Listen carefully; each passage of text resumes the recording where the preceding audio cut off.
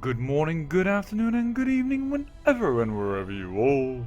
And welcome back to the beta plan, playing, well, actually ending our Tenacious Tribals campaign.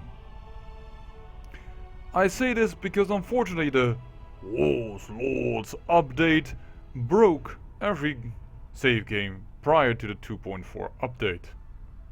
Much like the Rajas of India, who added a lot of land over here and added some provinces around the map, broke save games. So does Horse Lords break the save games prior to its update. In what way did it break it, you ask? Well, let me show you a few things.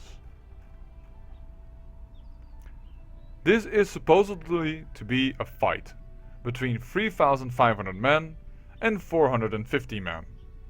But it has become a fight between minus 2 million men and minus 1.35 million men.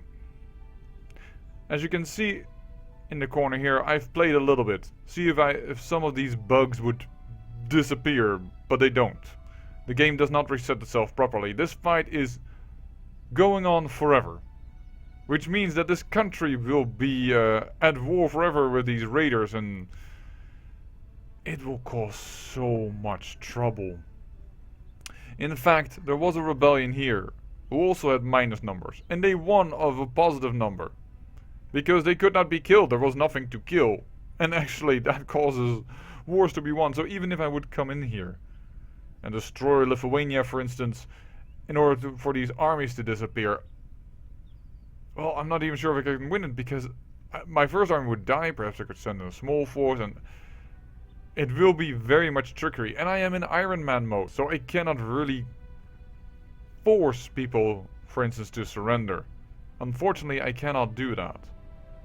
But this is not the only thing that broke, and this is not even the worst thing. I mean, as said, if I would come in, perhaps I could stop some of this fight by taking out one army, and voila.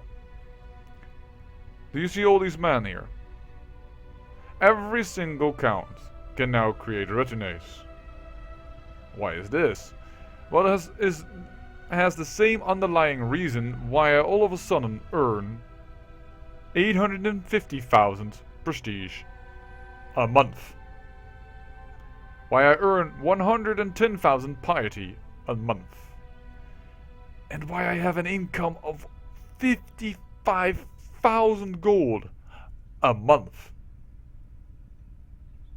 Yeah, you could say you could throw this away, or just ignore it and play on. Yes, but I'm afraid what would happen if I would reach 999k. I don't know what the game would do then. And moreover, I'm not the only one that gets these weird bonuses. Do you remember this war that we declared for the last county that is the jury part of our empire? This Duke has one county with a tribal holding in it and one vassal, a church vassal. He earns 25,000 a month. It is why he suddenly has 400,000 men. He can hire whatever mercs he wants. This is not right.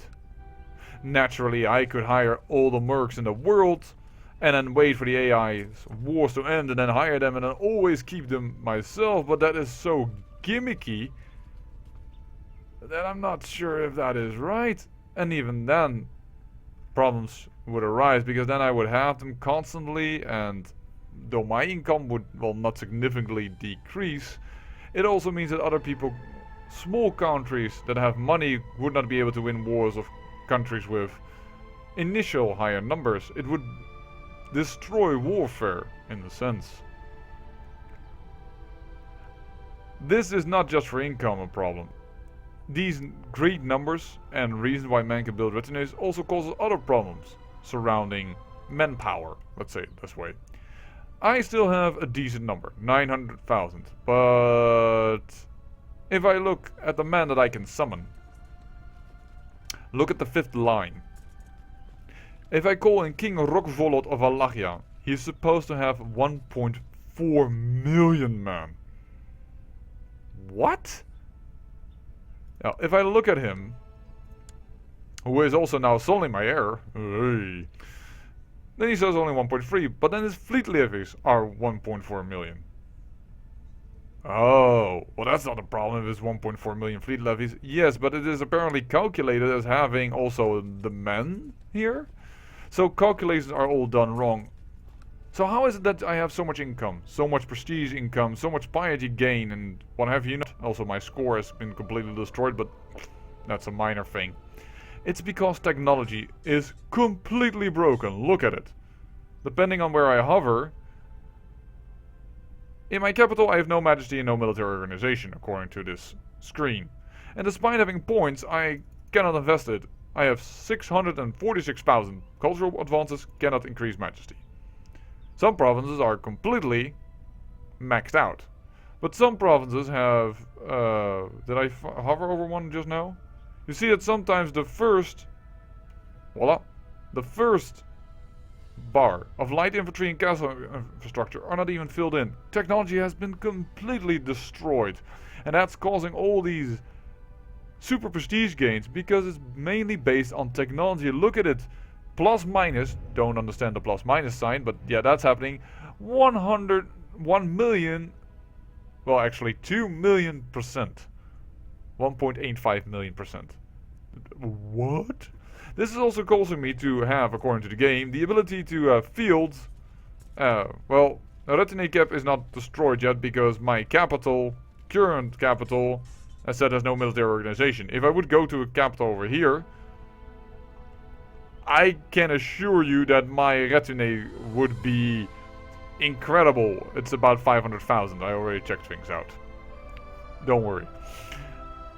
The game is broken. It would cause warfare to become ridiculous. I could field 500,000 retinue size. With my income, I'd probably be able to field 300 or so.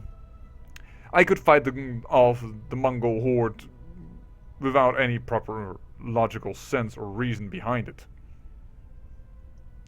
Unfortunately, a great part of our save game has been destroyed by this update. Of course we can still roleplay, but I mean, come on. We wanted to be an empire.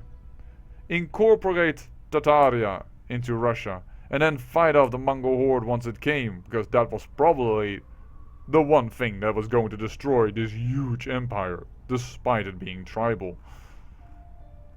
But and then you say, oh, then don't hire mercs. Yes, but come on. Don't hire mercs. Don't build retinues. I should have had retinues. I should have been able to hire mercs at that time. I just not sure how much. And moreover, I apparently have vassals that are going to have retinue sizes of I don't know how large, because most likely, let me see his capital here. He has military advances. Military organization. He's at advance 1. Let's just say 1 million. Let's not make the calculations too difficult. He has 1 million military advances. He's going to have retinue sizes of from here to around Tokyo and back again. And he will have the income for it.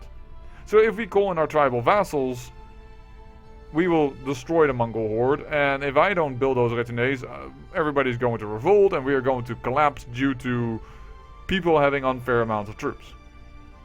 In short, our save game is broken.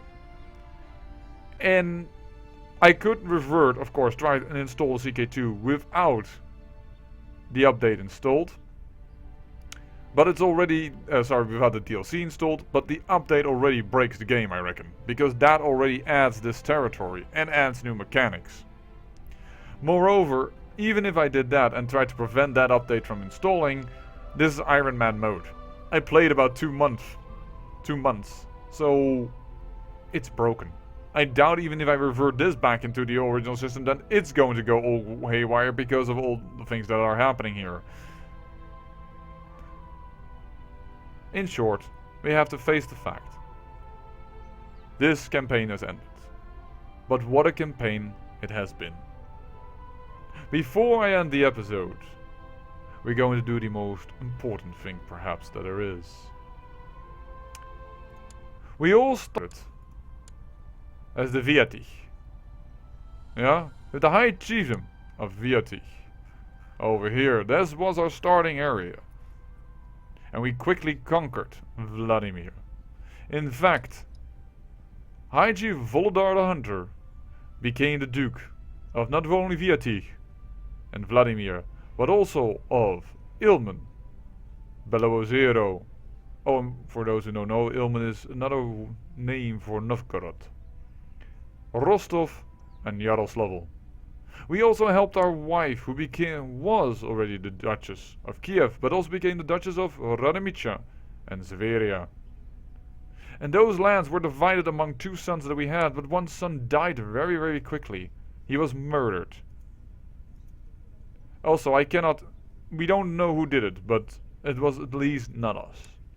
But we inherited all the lands to one man, Veslav, who created the Kingdom of Rus, who created the Empire of Russia, and under him even, the Slavic faith was united, was reformed with a holy scripture. This was the greatest of emperors that this world that we played in ever saw. He expanded the territories far and wide, and his sons became the King of Rus, the King of Perm, and he still lives, for instance. Heck, we are a son still of Veslav, as well as another King of Rus. They got great titles. You can see that here. Look at his children. All of his sons gained great lands. Unfortunately, Putiata was a little bit the runt of the litter, despite not being the youngest. He didn't get so much, but still. I would like a dukedom. I'm not a duke. Veslav ruled this empire after having created it for, well, 16 years. Nearly 16 years. And was succeeded by his son, Emperor Rostislav the Kind. But unfortunately, illness took his life, and he only ruled for a measly 3 years. And then came our current emperor, Sudislav, Sword of Radagast.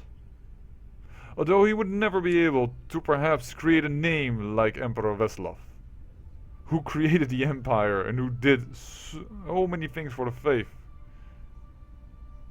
Sudislav certainly was no slouch. Under him, and because this war would certainly have been won, all that was de jure part of the East Slavic Empire, that was Ilmenia, was united. And Volga Bulgaria was incorporated more and more. Even more so, under his rule, lands that were originally part of the Byzantine Empire were taken. And the Catholic Empire, thinking themselves so strong, was fought back and shown the power of the polytheism gods of the Slavic faith. Even the Tengri had to give up lands. Sudislav, Veslav, Volodar, I thank you for allowing me to play your dynasty, and for letting my viewers and my fans enjoy a good story. But with that,